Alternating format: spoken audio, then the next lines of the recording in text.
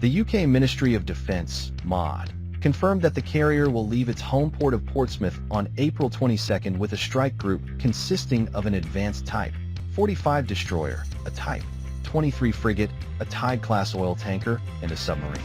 In addition, aviation support for 2 full squadrons of F-35B Lightning aircraft and helicopters on board the carrier will also be part of the group.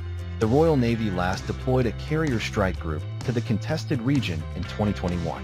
That time, HMS Queen Elizabeth, with 5th-generation F-35 Lightning II fighter jets on board, made its maiden voyage to the Indo-Pacific. Similar to the latter, the carrier strike group deployment is once again being positioned as a deterrent to China. However, Chinese media have not taken it well. While noting that U.S. Navy carrier strike groups are frequently seen plying the Indo-Pacific, Chinese media have suggested that the UK appears to be seeking a bigger role in the region. Local Chinese media have criticized recent reports of a possible UK deployment, which openly pitted the HMS Prince of Wales against China's Liaoning and Shandong aircraft carriers. They have particularly criticized a report published in the UK publication The Telegraph, which stated that the UK's carriers have a major advantage over the People's Liberation Army navies, current aircraft carriers, and asserted that the UK's Prince of Wales could face off against China's Liaoning and Shandong carriers at the same time.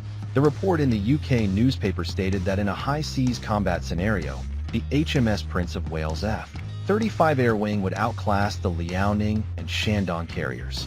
The report stated that the Royal Navy's 5th-generation F-35s would offer a significant advantage in a highly competitive naval conflict against China's land-based J-15s deployed on their carriers.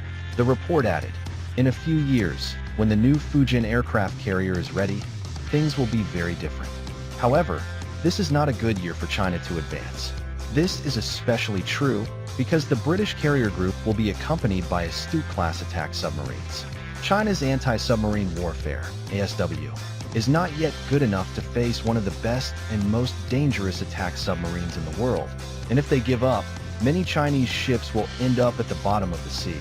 Touching on this argument, local Chinese media said, "The British media believe that it is precisely because of the large generation gap between the 2 warships that the British aircraft carrier has the confidence to fight 2 Chinese aircraft carriers in a sea combat environment."